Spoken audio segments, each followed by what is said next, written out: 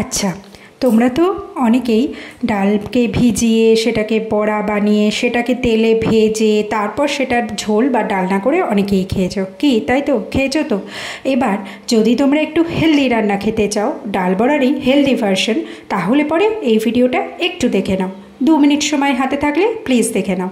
আচ্ছা, এই রান্নাটা করার জন্য তোমাদেরকে বাড়িতে পছন্দ মতো সবজি থাকলেই হবে। সেগুলোকে একটু লম্বা লম্বা করে ঝোলে দেওয়ার মতো কেটে নাও।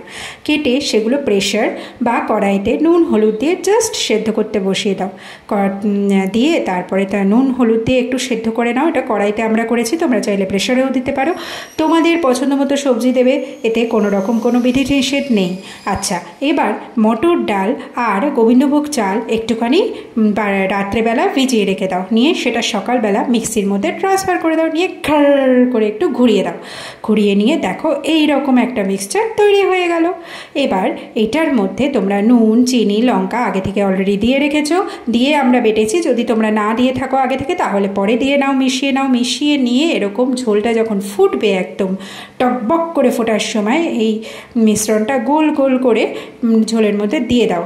কোনো চিন্তা নেই, একটা বড়াও ভাঙবে না। যদি ভাঙে আমার চ্যানেলে এসে গালাগালি দিয়ে যাও, আমি মেনে নেব।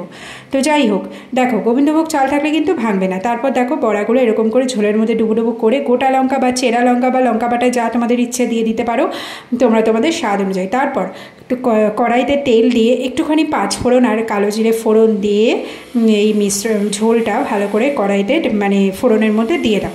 আর বাড়িতে শিলনোড়া থাকলে অল্প কালো জিরে এরকম করে বেটে নাও। বেটে সেটা ওপর থেকে ঝোলের মধ্যে ডুবিয়ে দাও। আর যদি না থাকে শিলনোড়া, তাহলে মিক্সিতেই বেশি করে বেটে রেখে দিতে পারো। তবে সেটা যদি ফেলে দিতে হয়, সেটা আমার দোষ দিও না, তোমাদের দায়িত্ব সেটা।